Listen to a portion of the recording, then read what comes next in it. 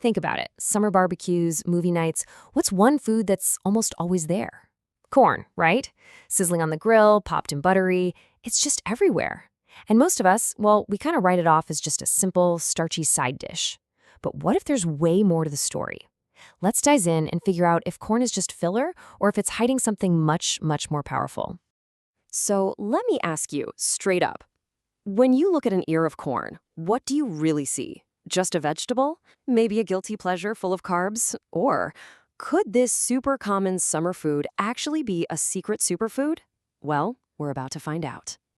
All right, first things first, we've got to get our facts straight. Most of us just toss corn in the vegetable bin in our minds, right? But botanically speaking, well, it's playing in a whole different league. That's right, corn is actually a whole grain, a true blue cereal grain, just like oats or wheat or rice. And that means when you eat a kernel of corn, you're getting the entire package, the bran, the germ, and the endosperm, everything. It's basically the seed of a grass plant that people started growing in Central America thousands and thousands of years ago. And look, this is a huge distinction we have to make. Eating whole corn, corn on the cob or even just plain popcorn, is a totally different universe from eating its super processed relatives. I'm talking about things like corn syrup or corn flour. Those have been stripped of all the good stuff, the bran and the germ, which means most of the fiber and nutrients are just gone. So the main takeaway here, how you eat your corn matters a lot. Okay, so if it's a whole grain, what's actually in it? What are we really eating when we bite into an ear of corn? Let's peel back the layers and take a look at the hard numbers. So if you take a look at about 100 grams of boiled corn, the first thing you'll notice is it's mostly water, about 73%. Now, yeah, carbs make up a good chunk, around 21%. But here's the surprising part. Even though it's sweet, corn is not a high glycemic food. It actually ranks low to medium. What does that mean? It means it's not going to send your blood sugar on a wild roller coaster ride. Plus, you're still getting a decent little hit of protein and fiber in there too. And get this, not all whole corn is the same. Check it out. Sweet corn, that's your go-to for a bunch of vitamins, like folate and different B vitamins. But popcorn, and this is the part that blows my mind, popcorn is a mineral powerhouse. It is loaded with manganese, phosphorus, and magnesium. So yeah, that movie night snack, as long as you don't drown it in butter, is actually giving you some serious nutritional bang for your buck. All right, so we've covered the basics. Grains, nutrients, all that good stuff.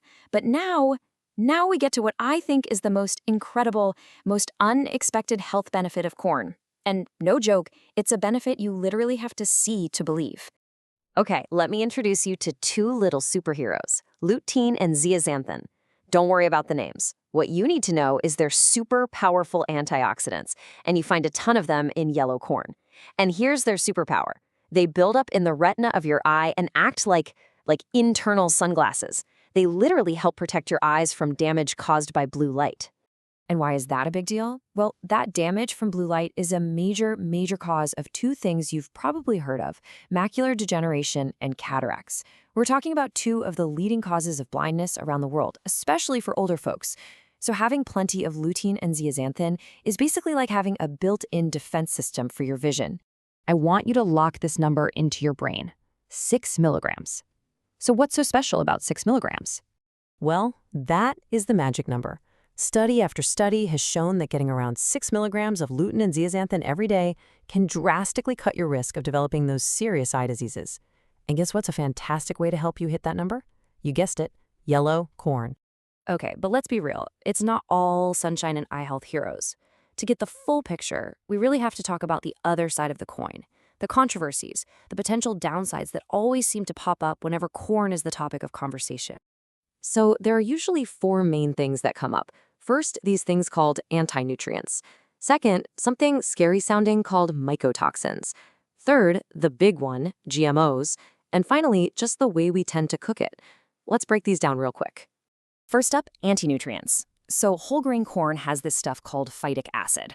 And yeah, it can make it a little harder for your body to absorb minerals like iron and zinc. But, and this is a really important but, that's mainly a concern in places where people's diets are almost entirely made up of grains. For most of us, eating a varied diet, it's really not a big deal.